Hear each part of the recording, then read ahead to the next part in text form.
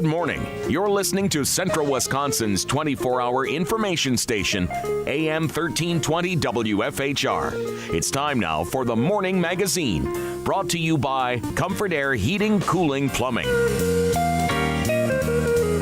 Now, with the Morning Magazine, here's Carl Hilke. Thank you, Jerry, and good morning, everyone, and welcome to today's show on AM 1320 and streaming live at WFHR.com. We also welcome our buddy Jesse from Wisconsin Rapids Community Media. He's here digitally recording us in high definition for viewing on their fine website or on your local public access channel. And the reason why, it's our monthly visit with Wisconsin Rapids Mayor Zach Vruwink, and I see we all got the message, Your Honor, about the color code for today. It's gray. Mm-hmm. I see that. Look at that.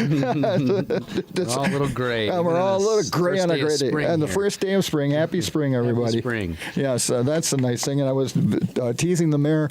It was the first sign of spring. For our listeners, after I'm done with the Good Morning Show with James, I like to take a little break, get out of the office for a little bit. And I'm driving, stopping by the house for a little bit, and saw my first sign of spring, a jet flying, landing at Alexander Field Airport. That's right. Our new markers here in the city. Yeah, and the news. Yeah, there's a jet. It's springtime. But wanted to get your reaction first off to the news just the other day about, and I guess it wasn't surprising news, but about Shopko. They're going to close all their stores now, and that includes the one here. Your thoughts, and what can we do with that property? You know, we were optimistic, as you said. It wasn't a complete surprise when they announced that they were completely upside down, that they had way more liabilities and outstanding bills and debt than they had assets or financial resources to overcome. So we were holding out hope that if they were to downsize in a dramatic sense, like a Sears, who has had a long history of downsizing and really staying alive in some form.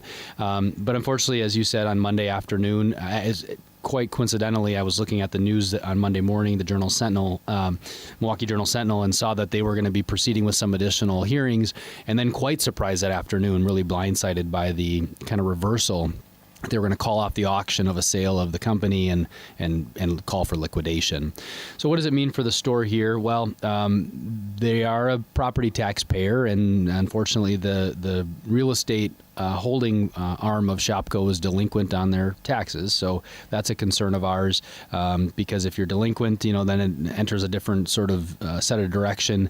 The county ultimately will assume delinquent properties within the city and throughout the county, but we don't know if it'll get there. I mean, they've got time to rectify that before the county proceedings would begin.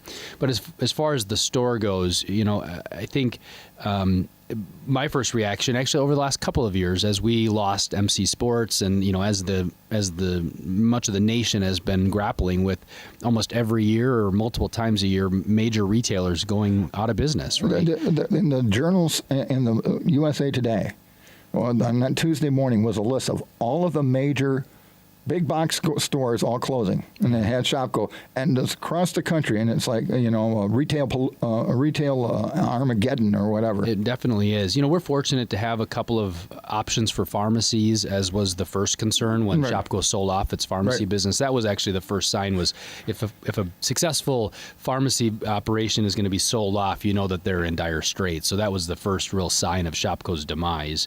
And I think as you mentioned, all the other retailers, we don't have to look too far, even beyond just the decline of the shopping malls, right? Something we've seen both of our shopping malls, as every city across America has been faced with. The trouble is, which retailers are expanding their brick and mortar presence? Who could take over, a 40 to 60, maybe 75,000 square foot big box store? There's not many that could. A lot of recommendations around Target.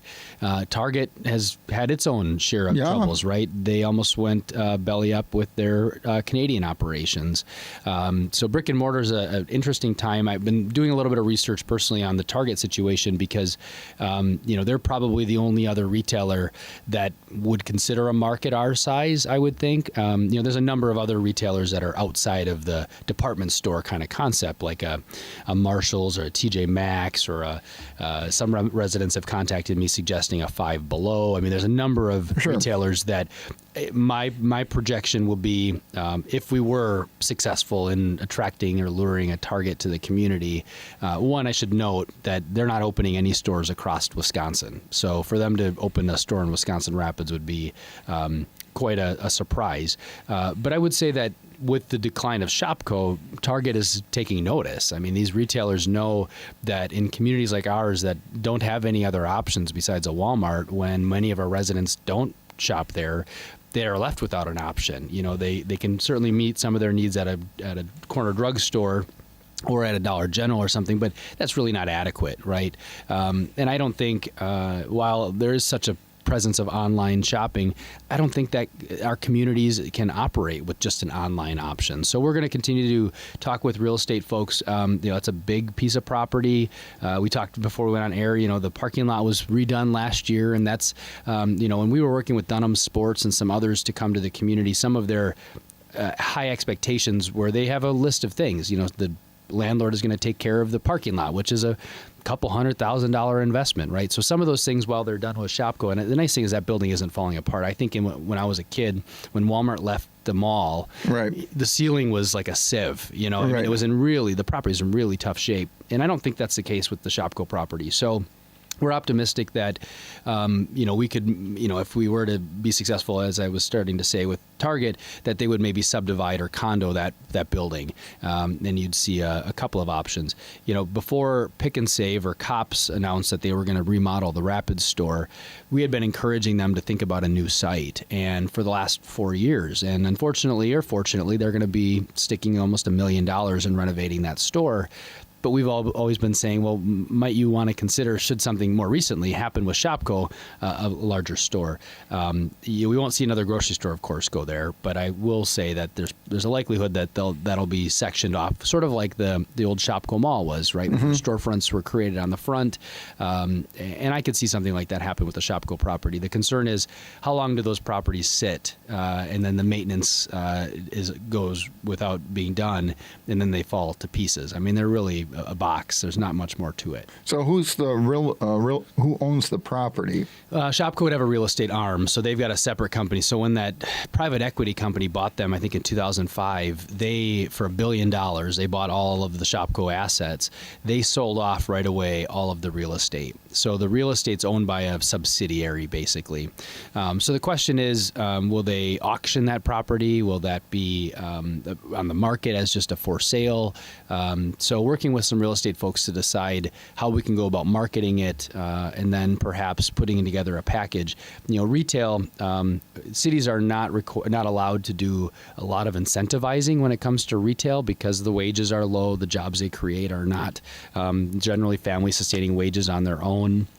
But, so we're very concerned because I was a Shopko Garden Center shopper, things like that'll disappear now, create business opportunities, of course, for others, as will the optical and the pharmacy components. So, as for local businesses, it's really good news. For those of us that are shoppers, it's not good news, right? So I think there will be displacement to other stores, but we do need options in this community, and I'm optimistic that we'll pursue and maybe be successful in selecting or attracting another retailer. And now they're planning on having that thing closed by June? Yeah, it sounds like mid-June. Mid-June. Mm-hmm. Yeah. Okay, now anybody who's been watching the snow melt, and all of a sudden you realize, holy buckets, was that a heck of a windstorm, that blizzard? Mm-hmm. Because it looks like like the kind of damage you have after a bad, severe thunderstorm or something like that. Yeah, definitely. So we got some really serious cleanup work ahead of us in the city. So how is that going to affect the city's brush pickup for the spring? Sure. We got a lot more this year than. We do, yeah. And sometimes during wind events, especially in the summertime, we'll offer a special brush pickup if our staff availability and the equipment's available. This year, the first scheduled brush pickup is April 22nd. So the 21st, folks will want to mark on their calendar a month from today, or a month from tomorrow, I believe, that folks get their brush to the curb. So the reminder on the procedures with brush pickup is you have to put it out the Monday morning before the week of brush pickup, and it's got to be there Monday morning. And then the crews will run the routes to pick up the brush. So people have a month, for the rest of the snow to melt and for folks to get their brush to the curb. Don't set the brush out earlier than that week, though, because you will be cited for ordinance violations, since it can create a public nuisance if it's sitting at the curb too long. I don't think anybody's got any curb space to put it right now. No, nobody. We're still got banks. Yeah. But we remind folks that April 22nd is a Monday, and that will be the start of brush pickup week here in the city. Okay. So, yeah, we're going to have a lot of brush to The alternative is compost sites, and I don't remember if we've got a date set for the formal opening of all of our compost sites. But watch the city website for information. They are closed for the winter right now, and if people have questions, they can contact the city garage as well. If you're just joining us on the Morning Magazine, welcome. It's our monthly visit with Wisconsin Rapids Mayor Zach Vruwink. Okay, there was some debate about the apartment complex on Washington. Yeah. And I guess a newspaper article I read had it wrong. You did not vote against it. You abstained. That's right. Okay. Yeah, I was disappointed that the developer didn't have done an open house with the neighboring property, or the tenants, I should say. There aren't any private. There's one or two private properties, but the rest are all rental or tenant occupied. So the seniors that live in the senior housing development were pretty upset and concerned about traffic, and I think a lot of those issues could have been resolved if they had a conversation with the developer ahead of time. So they showed up against the development because they didn't have any other information of the sort. So has that been given the final approval last night by the Yeah, so this is the developer that was proceeding with plans originally at 17th and Rosecrans over here on the west side near the station here. But because the rezoning failed at that point, they looked for other sites. They also own the senior housing over on the east side near Midstate Technical College right off of Washington Street. So they're going to be proceeding, as we understand, they were given the rezoning approval last night by the City Council to begin putting in their 48 units at that development. The property was already multifamily, but because of the configuration of the number of units per building, didn't meet our code. They had to seek the higher rezoning, and they were successful in doing that. So I think if the rezoning would have failed last night, they would have had to go back to the drawing board and redraw some of their construction plans. But because they already have this product designed for the other markets they do business, it's a Brookfield-based developer, and they're going to be bringing 48 units to the community. Are these family units? Family units are not age restricted, and they're also market rate. So the rents are estimated to be about $1,000 a month. Okay. So additional housing, which you have said you wanted. Maybe you would have preferred in a different location. Yeah, I think, personally, the West Side needs new housing stock. Our study shows that this is some of the most aged housing in the city, and it's no surprise. This is where the city really started. I mean, a lot of the housing was from the 50s, 60s, and 70s. So, and I know there's a healthy debate about whether or not we need more apartments or more duplexes or more single-family homes. And what's interesting, just this morning I got an email. I subscribe to Governing Magazine, and they sent an email. One of the statistics they share every day today's was about housing, that the average age of renters is now 38. Where many people assume that renters are very young. I think there's also, unfortunately, a stereotype that renters are bad people, when in fact renters are oftentimes, when they move to a community, the first thing they do is rent. They're not going to buy a home if they're new to central Wisconsin. Sure. I just talked with Renaissance. They hired 5 engineers from India a couple of weeks ago. Those folks are not going to be buying homes in Wisconsin Rapids when they show up to the doorstep. I mean, they took the job sight unseen at Renaissance. So the last thing they're going to do is buy a house right away. Of course, we hope they buy homes. But, the reality is we have to be thinking holistically. The lack of available inventory, which I've been on air with J.R. Seward during his show, the lack of available inventory at certain price points has left people to have to rent. And that's going to continue to be the case. I was just driving from Marshfield last Friday after I had lunch with the mayor up in Marshfield, and I was shocked to see the amount of apartments being developed on the south side of Marshfield. Just because they haven't had a lot of new job growth. In fact, they've had some layoffs with Figgy's closing and with Marshfield Clinic doing some downsizing and kind of restructuring. So surprised to see the amount of apartments. And actually at lunch, the mayor said, "What are you doing about housing?" And I said, "Oh, funny you should ask, because we've got another project before the city council. But we have to do more. We've got the property just south of the station. We've talked about wanting to do single family homes. The thing is, these developers want to do large projects. They don't want to come in and build a couple of homes. So we're hopeful that a couple builders could come forward yet and seek to do the development just south of here with some single-family homes. Realtors will tell you that we need more inventory. We need newer inventory, and obviously new homes would fit that category. But we also have to do something on the near horizon with some of the apartment complexes that were built in the 80s. Near 17th and Gaynor Avenue, I would say, is an area where there's some older multifamily apartment complexes that are prime for redevelopment. And one of the programs that we're working with right now is the federal designation of opportunity zones. So in the new tax bill of 2017, which folks that are doing doing their income taxes now are faced with some of the issues with their filings and having to pay in, but that's as a result of the 2017 federal tax bill. And in that tax bill was a program for cities called Opportunity Zones. So they designated parts of cities where we had to ask at the time Governor Walker to designate parts of our city. He was gracious enough to designate one of two areas that we requested, and that area is the southwest side of the city. So from the river West Grand Avenue south. Right. And basically that will allow people that have a lot of tax liability, a lot of federal capital gains tax, so high net worth individuals, to reinvest in certain things like housing in that zone because it's distressed by economic standards, that our income levels are well below or within poverty, educational attainment is low. So I say all that because there's an opportunity there within opportunity zones, the legislation, to proceed with some redevelopment of some existing housing stock. And that's going to be critical if we're going to continue to add businesses on the west side, for example, and to improve neighborhoods and property values. Okay.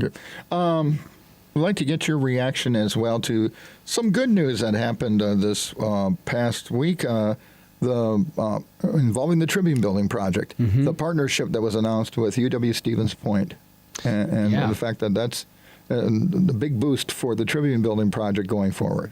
Well, they were also successful in receiving the $3 million in state aid, at least in the governor's budget. Right. Yeah, I think it's important to note that that was proposed by the governor. I'm interested to see the UWSP announcement was very unique in the sense that it wasn't specifically about office space. I think some people assume that an announcement like that's going to create office space. So I haven't seen all of the details of how that partnership will go forward, but it looks promising to the project that they've been able to establish a partnership. Sustainable communities is sort of the language that was used, I believe, at the announcement. It was. Yeah, and something that obviously fits my agenda very well in terms of sustainability is not just environmental sustainability. It's about societal sustainability in the sense that our neighborhoods being sustainable, is our economy sustainable. I mean, there's a lot of areas that will be interesting to see what UWSP and the Tribune Building ultimately will pursue. So, the announcement was positive, certainly, and I'm curious to see what comes of it. And the fact that the governor put the money in the budget, the capital budget for the project, that's good news in terms of a relationship between the city and maybe if he comes, he was already here to talk to Mid-State Technical College about. Have you had a chance to meet with the governor? I did. I was actually at at the budget hearing where he introduced his budget a couple of weeks ago in Madison. I was actually at the Capitol, and because as a member of the League of Municipalities Board of Directors, I'm the vice president. So the president and I went down to hear the budget, and then we went to the reception afterward to talk with the governor about some of the proposals, namely transportation funding. Right. Because while he's declared a state of emergency for flooding, I'm very interested to see if he may declare some sort of state of emergency for our roads. We had a tough winter, right? Yes. And we know that the past administration and even the legislature, to a great degree, has not done enough to adequately fund our road systems. And as city leaders, we're standing up. We're saying I can't be the punching bag anymore for my residents who believe that we're not doing enough for our roads. It's much more than in local property tax funding our roads. It has to come through more state aid. So whether it's an increase in the gas tax, or it's an increase in registration fees, or if they want to do tolling, I mean, all of the above, right, in terms of generating revenues for the cities to be able to adequately maintain and improve its road infrastructure. So that was an area of the governor's budget we were really interested in. And, he proposed a 10% increase for cities and general transportation aids and a 10% increase for towns. Unprecedented proposals in terms of recent years. And I'm glad to see that his promises around prioritizing funding for roads was in his budget, but it sounds like the legislature isn't going to agree. So it'll be very interesting to see what shakes out of this whole long process. The budget should be passed midsummer. It won't be passed until under one party control, with the Republicans controlling all the Senate, the Assembly, and the governor's governorship, that they couldn't pass a budget until September or October the last number of years anyway. So it'll be very interesting to see what happens. But definitely transportation funding remains one of the things that I talked to the governor about. To make sure that, we had a decrease in state aid last year, or actually this current year, 2019, but our notification was last year. We received less money in 2019 to fix our roads. And that's a major concern because our roads, while we're not adding a substantial amount of new lane miles, we have the same needs as we did the last number of years, if not more, especially after a really tough winter. I was going to say, driving around town, there's potholes all over the place. Yeah. And so what's going to be the strategy for the city for dealing all of it? Well, we have our maintenance fund, so once the potholes are dry, and we can get in there and apply some cold mix to fill the potholes, we will do that, and we have started to do that, and that's why people have probably seen a lot of if they've driven around town, a lot of the rocks and things, in their wheel wells making noise. That's because we've been out filling potholes in some of the joints. We have some stretches of town that are really old, right? Jackson Street, certain parts of the expressway, especially at Chase. I think Chase Street's one that's really rough. And then, 8th Street. But as far as local roads, there's some local roads that are in tough shape that are, approaching 100 years old. And they're not intended to live that long in terms of the life cycle of a street. So that's where we're really saying to the state, we need more transportation aid, road aid, so we can fix our roads. We have a lot of other things we want to do, but we need to fix our roads first. So we will see, as far as reconstruction projects, Chase Street will be reconstructed this year. That's a rough one in some stretches of Chase between 25th Avenue and the Expressway. And then, we've got to wrap up High Street over here. I mean, they're nice when they're done. They're painful during the process, but we're happy to have some of those. The other road piece that we're working on is some cities do what's called a mill and overlay, where they'll take the top of the road surface, grind it off, and then put a new asphalt surface on the street. And we're developing a program right now to do that. We don't have a funding source necessarily identified, but let's say the state comes forward and says, here's some additional road aid. Well, we may very well put it into putting a new surface on our streets. The trouble is, we're not going to put a surface on a street that we may have to replace the underground infrastructure in the foreseeable future, let's say the next 20 years, because you're going to tear up that new street, and that makes no fiscal sense, right? Yep. So that's something we're working on as well as far as streets go. The other thing that, when you ask the question about what did I talk to the governor about, is Matalco, the successful landing, I guess I would call, of Matalco's aluminum plant here in Wisconsin Rapids. We had invited him to the announcement, him and the lieutenant governor, but they unfortunately were not able to make that announcement.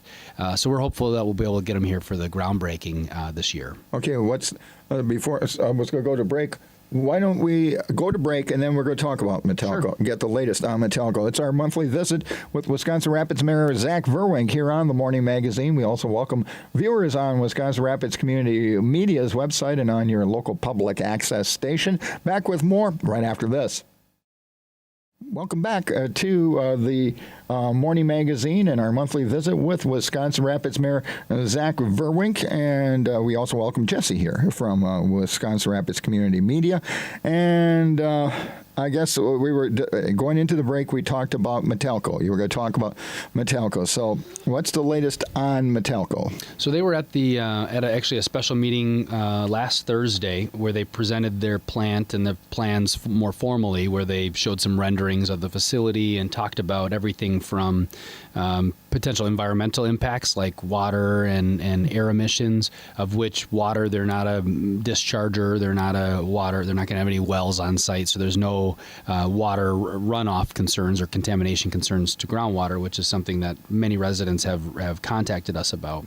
The other question that folks have raised is emissions, air emissions, and they will have to comply with the EPA as well as state standards before they can break ground, and they'll be submitting their permit application, I believe, today, because last night's city council meeting formally adopted the developers agreement. That was the negotiation between the city and the developer, which is Matalco in this case, around some improvements and incentives that we applied to make the project happen. The primary incentive was a rail spur that because they're going to be located in the Rapids East Commerce Park on 48th Street, just south of Highway 54, there's a rail spur that comes off. It's city-owned, that already services Energy Composites Corporation, Rapids grain manufacturer, and a fertilizer company. So we're going to extend that rail for Matalco across 48th Street to the plant location, and that's going to come at a cost of about $600,000. We're anticipating that the state will pick up a good portion of that. Because they're creating jobs, 80 of them, they can use those 80 to leverage $5,000 per job from the state. So a good portion of the project will be hopefully funded by the state for the rail spur. And then we had put together $1 million of an incentive package. So in lieu of creating 80 jobs and $4 million of annual payroll total annually for those 80 jobs, as well as agreeing to put in about $8 million of improvements. So when the facility is built at a cost of $80 million, there'll be about $8 million of assessed value of improvements there. So they agreed to assessing their property no less than $8 million. So we have a payback mechanism for ourselves in the $1 million of cash grant and cash assistance that we put into the project. Some of that's up front. Some of it is a performance system, as we've seen a lot with the Foxconn project. Yeah. How much incentives did we front load on the project? Really, it was to put in the rail spur and then the cash assistance up front, but there's a pay for performance that has to come along with that. So they have about a year and a half to break ground and get the construction underway and to open the facility. Because the air permit could take some time, they're not allowed to break ground until they have the air permit in place, is our understanding. They might do some site prep work in the beginning to get ready. There's got to be some stormwater ponds created and built. The rail spur's got to be built. But we won't do any of that until we know that the project is officially a go. So last night's step was very exciting because not only did we announce the project and then announce the incentives, we've now gotten the agreements signed or approved, and then I'll sign them this week. And then they'll be able to apply for their air permit to the DNR. So how long do they anticipate that to take? Well, it's a DNR. Months, they keep telling us, could be 6 months. It could be longer, maybe a little bit shorter. Because this is very similar to their other plants, state approval and federal approval has been done at other facilities. So we believe that's going to be fairly straightforward. But, there could be a public hearing. There could be some additional time added to the process, but we hope that it'll go fairly smoothly. Case in point, there was another air permit associated with ND Papers expansion in Buren. Right. All of that has to go through a thorough review by the DNR of any environmental concerns, and it's a good review, right? We want to make sure that the air we're breathing is not going to be impeded by a new manufacturer. And these guys, they've got a lot of on-site treatment for any emissions. It's just part of their process that. They'll take out any particulates that could be emitted. Otherwise, they've got what's called a bag house. We went through all that over here, right, with the dehydration plant, somewhat backwards after the plant was built over here. But these guys are skilled and they're very well financed, and we don't believe that there's going to be as much of an issue here as we saw maybe perhaps with the the dehydration plant. Now, if everything, did they have an estimate of when they would like to break ground? They said this summer, and it's about 18 months for full construction. So, we're hopeful that by the end of 2020 that they'll have the plant up and running. They say into 2021 for their full employment levels to be brought up. But at this point, we're at a good point. There wasn't a lot of disagreement, or really any disagreement by the council. They all agreed that this property should be occupied by an industrial manufacturer, and it just so happens to be we've got a new user, right? A new customer for our utilities. There's going to be some electric work that has to be done on site by our electrical utility, as well as We Energies, making sure that the gas infrastructure because they use natural gas to fire their furnaces. They'll be a heavy natural gas user.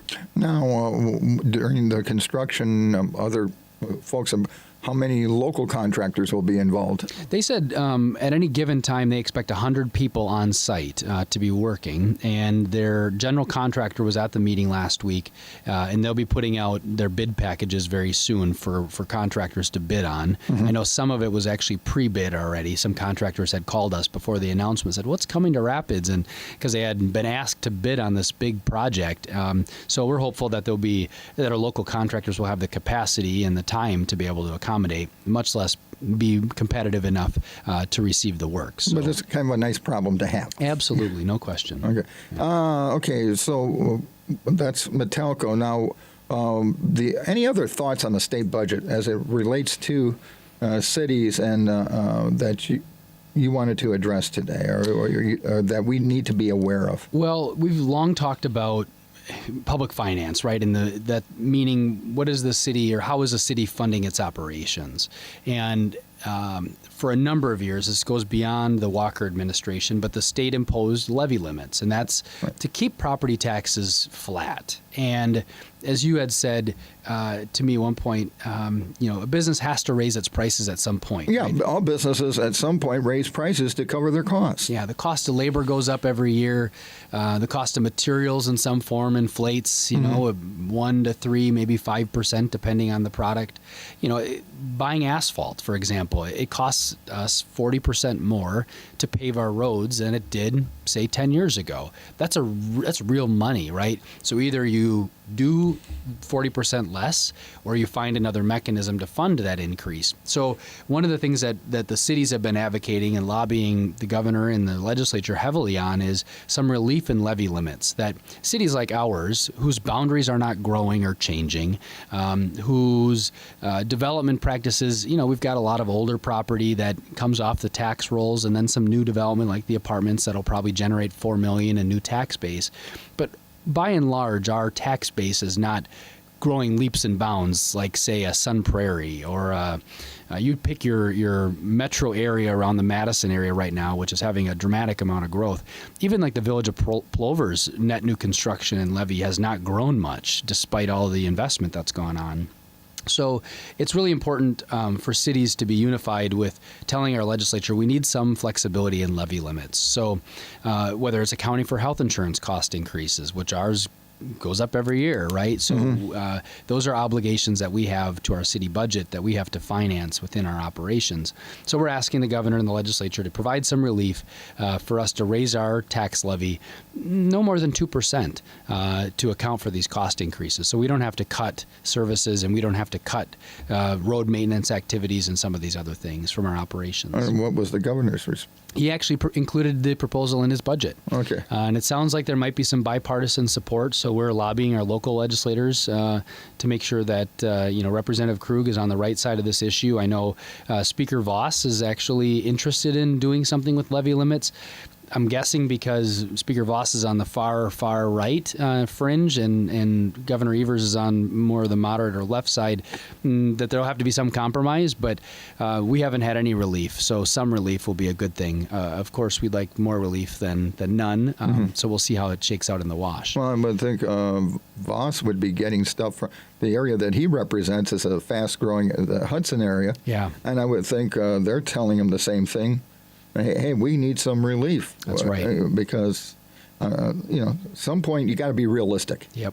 This idea of no tax increases. I don't like paying any. I'm not I'm not like paying taxes any more than the other person, but it's to me, don't say, "Oh, we're going to keep your taxes down," and then later on, there's a big bill for something that needs to be fixed. That if we would have fixed it 10 years earlier, Yep. It's what we do with our own budgets. Yeah.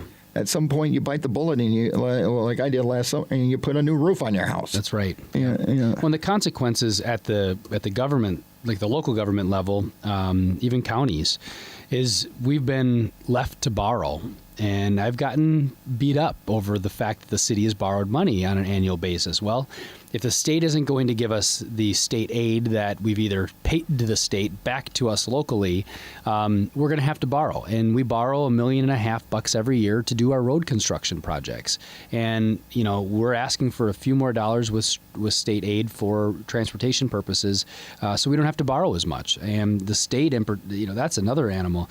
The state has just borrowed a tremendous amount of money for roads. And as somebody that probably is going to be paying a lot of paying property taxes for a long time and income taxes for a long time, it's cheaper to not have to borrow and to just raise the revenue up front and as you say, bite the bullet and do it right the first time. One of the big projects is right around the corner, East Grand Avenue. That's right. So how's the planning going for the start of that project? The winter is lingering, and depending on when the frost comes out of the ground is really the item that'll determine when that project gets started. We had understood it would be April 1st. That's probably going to get pushed back a little bit. So we're waiting for some information from the state as to when they might begin. But yes, East Grand Avenue will be fully reconstructed over the course of the summer. It's a big project. It's a big investment. The state's paying 80% of the construction costs, and then locally we're picking up the remaining. There will be some remaining, utilities. The water and sewer underground infrastructure is something we're going to install, so our local utilities will pick up that cost on our utility. It's already accounted for in our utility rates, so our rates shouldn't go up, or they're not going to go up as a direct result of East Grand Avenue. But that's going to be a nice project when it's done. There'll be some nice downtown streetscape within the project that'll make it a nice corridor for people to walk or to bike or even to obviously use the street. So that'll take all of summer. And we're going to have information on the city's website as to the sequencing or phasing of that project, because we're not going to tear up the entire thing at once. As my understanding, it's going to be done in phases.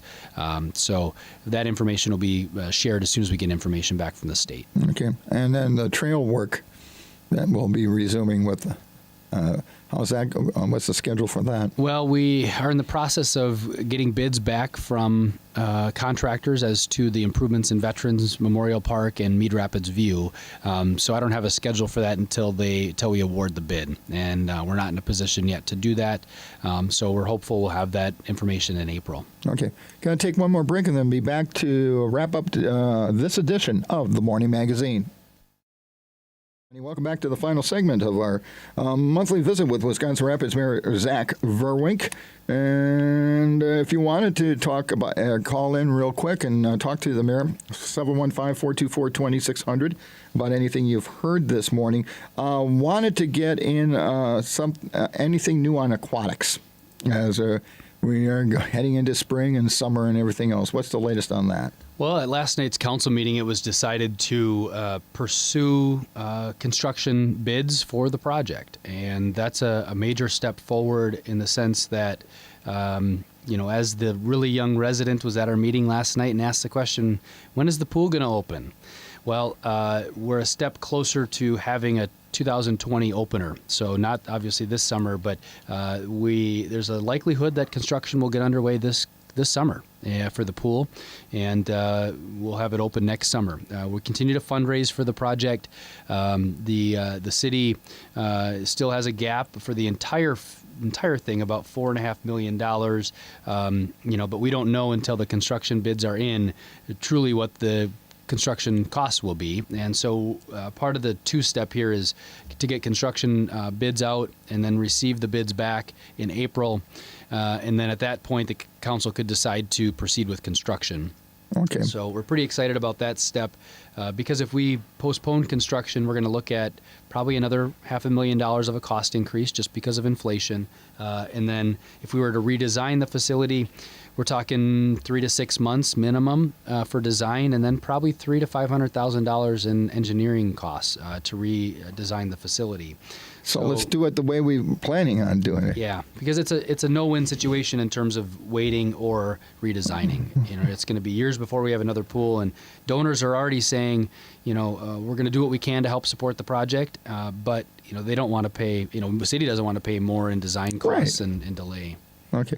Now, given that, the neighbor to the Aquatic Center, the Rafters, are celebrating their 10th anniversary. Yeah, it's hard to believe 10 years already. And they're all going to be making some additional improvements. And, of course, you got a lease agreement. Yep. So your thoughts after 10 years of the Rafters in town and what that's meant for the city and going forward? Well, they've really done some amazing things in terms of bringing the community together and providing a great venue for not only baseball but for entertainment in general.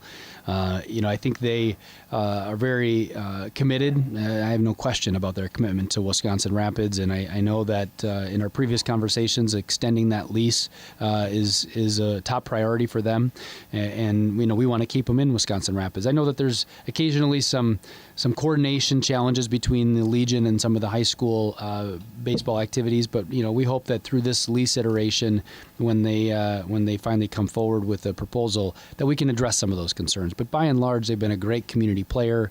I think the sponsors, have been really happy with their investment, and they're just overall, it's been a great facility, great use of Witter Field, and bringing the community together. It's neat to see not only just Wisconsin Rapids area businesses, but businesses from Stevens Point and Plover who are also viewing that place as a great place to make an investment for sponsorship. Skyward, for example, right? Big investment. Well, we were just Andy Francis was here just the other day on the Morning Magazine, and he talked about there's Central Wisconsin's team now. Mm-hmm. I forgot the exact figure, but how much their ticket sales are outside of Wisconsin Rapids. I think nearly 40% is my recollection, coming from non-Rapids area. So that brings people into our community. Yep. And it was discussed last night. I think Tom Rayom made the comments that he's heard that soccer tournaments are choosing not to be held here in Wisconsin Rapids not because the soccer facilities are subpar,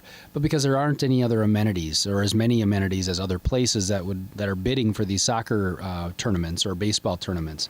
So, we talk about aquatics, talk about Raptors. You have to round out that experience. We believe our riverfront will be second to none when it's done, and that'll be a place that, as we've seen with Bee's Tap House open downtown, people are seeing they're catching on. I mean, they're seeing opportunity in the downtown area to open a business. There's going to be another business opening this summer downtown near Holly Rocks next to the bank down there. So more and more folks are realizing that once the city's made its investments and created a really high quality space, people are seeing a business opportunity to locate them. And then you got the big Y Boys and Girls Club project going up as we speak. Yeah, it changes every day. I'll tell you, every time I come and go from City Hall, I'm noticing something different with that project. So it's exciting to see that development get underway. And that could be help bring development to the west side. No question. Okay. Going forward, the Triangle Project, that's the other one I was going to. Anything new on the Triangle Project? The developer is on spring break this week, or we'll be having an update call with them. So we're going to move that to next week. The understanding we have is that the developer is still pursuing property acquisition and has had some conversations since our last radio show. So as long as that proceeds positively, hopefully we'll have a property acquisition there to announce over the course of the summer. We got a caller coming in, and hopefully it's for you and not for the next hour. Okay. Good morning. You're on the Morning Magazine. Good morning, Mayor. This may be a question that you can't answer, but I'm kind of curious. The old Lincoln, my alma mater, that whole section there, I was wondering if you could speak to that as far as plans or anything like that. Sure, I can share our engagement. And I'll listen off the line. Okay, thank you. So the former East Junior High or Lincoln High School. That's what I remember it. Right? Yeah. So the school district is using a portion of that yet. And in fact, a good portion of the first floor is occupied by some of their IT support staff and conference rooms. And obviously central office is located, within that campus. The school district really is taking some time, at least a year, to figure out what is their use of and demands for that building. They don't want to sell it off and then find out that they needed to build more space somewhere. So I think it's a good planning move by the school district. We're very interested in seeing that building occupied in large part. And one of the ideas that's come before the city and come to me is, might the school district be interested, or might the city want apartments or some sort of living dwelling units in that building? It's certainly capable to have that. It's going to come at a cost, and private developers have expressed interest in the building. So it's our hope and my personal goal that building doesn't get torn down. It's a gem, and I think while it's old, it's not fallen apart, and the school district's done a great job of maintaining it.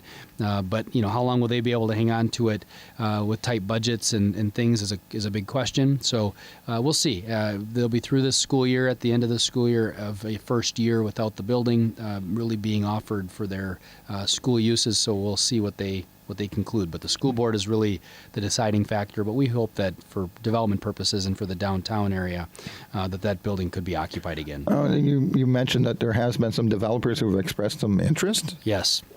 Primarily developers that have done projects around Wisconsin. There's a lot of old schoolhouse facilities that school districts have decided to vacate, and then developers have come in and acquired them and put in housing units. Apartments, condos, any number of things. Well, you look at where it's located, right next to a ballpark. That's right. And right in the area where there's a lot of activity going on, I can see why it would be an attractive location for developers. There's also a question, the Hotel Meads banquet facilities are undersized for a lot of groups that we try to bring to Rapids. So there's a question of perhaps we could offer some expo space in the gymnasium that would be flexible. The school does not want to relinquish the gymnasium at a minimum. That makes sense because gym space is always at a premium. So I think, in some form, the school district will always use a portion of that facility. I mean, as I said, the administrative offices are there. So I think at a minimum, there'll be that use, but we hope that there might be some other creative uses for the building as we go forward. Yeah. You mentioned Hotel Mead. What anything new from our friends at the Mead Foundation about the West Side? Yeah, well, I had a discussion with them on Monday. They've expressed the desire to complete the project along the river, which is between the Tribune Building and the River Block, which they've expressed the desire to make green space. But we continue to talk with them on the theater block, and a lot of residents have come forward to say we really would like to see some development there.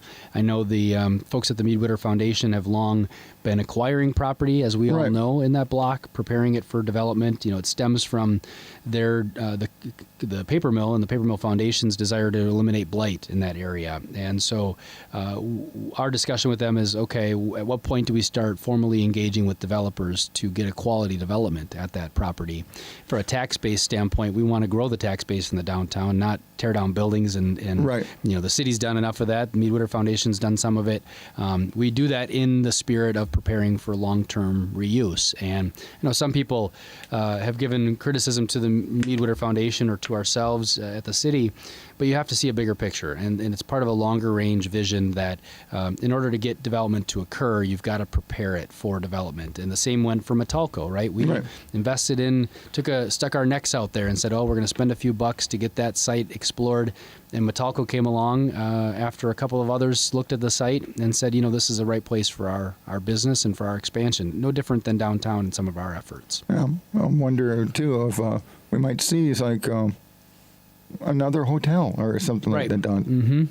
Especially with demand changing with the YMCA and Boys and Girls Club development. As you host more swim meets or gymnastics tournaments or ball tournaments or soccer tournaments, the aquatic center development, there's a question. Marshfield just went through unfortunately for them, the developer decided to walk away, and we're talking with that hotelier about perhaps doing a project here in the city. Yeah, That will be interesting. Anything else before I let you go? I think we've covered a lot of ground today, Carl. I'm always available at my office, so folks want to call, and that number is 421-8202. And you mentioned the city website and also the Facebook page? Yeah, the city's Facebook page, and then the city does have a smartphone app. So, folks, I know we've we have tested some alerts out there. We a lot of meeting alerts and things. So if people have a smartphone, just download or search for City of Wisconsin Rapids, and you can download our app. It's great because you can report properties that are maybe have some concerns with them. You can report potholes this time of year. We always want to know where those potholes are if we haven't seen them, so we can get crews dispatched to fix those issues. So download the city's smartphone app. Okay. Something I'm going to have to do. Okay. As always, I appreciate your time, sir, and look forward to our visit next month. Thanks, Carl, and thanks to our listeners. And we want to also thank Jesse from Wisconsin Rapids Community Media for being here, recording us in high definition for viewing on their fine website as well as on your local public access channel. And that's going to do it for a Wednesday edition of the Morning Magazine here on AM 1320 and streaming live at WFHR.com.